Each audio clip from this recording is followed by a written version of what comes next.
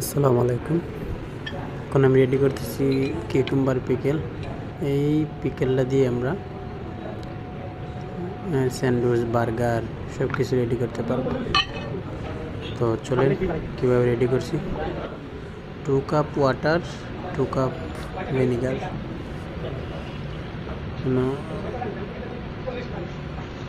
Water 2 cup, vinegar 2 cup.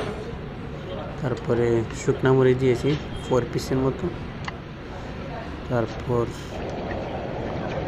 4 table spoon sugar, 2 table spoon black pepper, পোস্তটা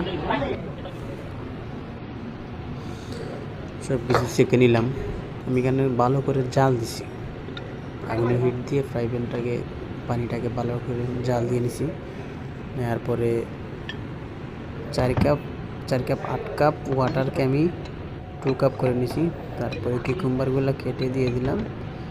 আমি এখন একটা ডিব্বাতে ভরে রাখবো।